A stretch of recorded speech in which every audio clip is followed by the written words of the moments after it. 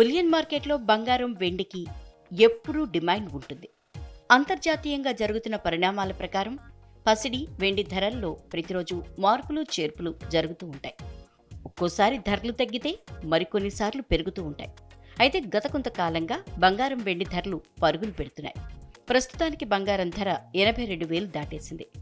మునుముందు 1,00,000 మార్కును దాటే అవకాశాలు ఉన్నాయని నిపుణులు చెప్తున్నారు.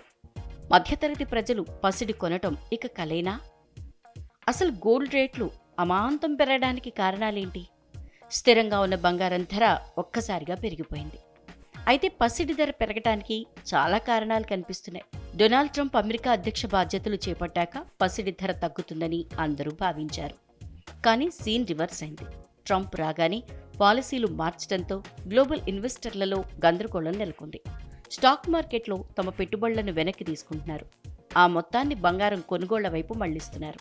ఆర్బీఐతో పాటు ప్రపంచవ్యాప్తంగా ఉన్న సెంట్రల్ బ్యాంకులు విపరీతంగా బంగారాన్ని కొనుగోలు చేస్తున్నాయి. ఇది కూడా బంగారం ధరలు పెరగడానికి కారణంగా కనిపిస్తున్నాయి.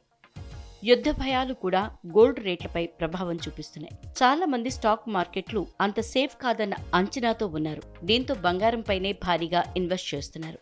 ఫైనల్గా పసిడి ధర ఆల్ టైమ్ రికార్డ్ వైపుగా దూసుకెళ్తోంది. అతి త్వరలో ₹1,00,000 మార్కును టచ్ చేయడం ఖాయమన్న అంచనాలు ఉన్నాయి. అంతర్జాతీయ మార్కెట్లో గోల్డ్ రేట్లు భారీగా పెరుగుతున్నాయి. ఈ క్రమంలో దేశీయ గోల్డ్ రేట్లు ఇంకా పెరుగుతాయా? బడ్జెట్లో ఎలాంటి నిర్ణయాలు ఉండే అవకాశం ఉంది? ఫిబ్రవరి 1 తర్వాత బంగారం పయనం ఎటు అన్న చర్చ జోరందుకుంది. బంగారం ధరలు కట్టడి చేసేందుకు ఫిబ్రవరి 1ని ప్రవేశపెట్టే వార్షిక బడ్జెట్లో కీలక నిర్ణయాలు తీసుకోవాలని సగటు పసిడి ప్రియులు కోరుతున్నారు. గత ఏడాది జూలైలో ప్రవేశపెట్టిన బడ్జెట్లో బంగారం దిగుమతులపై కస్టమ్స్ డ్యూటీని 15% నుంచి 6%కి తగ్గించారు. దీంతో గోల్డ్ రేట్లు ఒక్కసారిగా దిగివచ్చాయి. మళ్లీ బడ్జెట్ ప్రవేశపెట్టే సమయం వచ్చేసింది.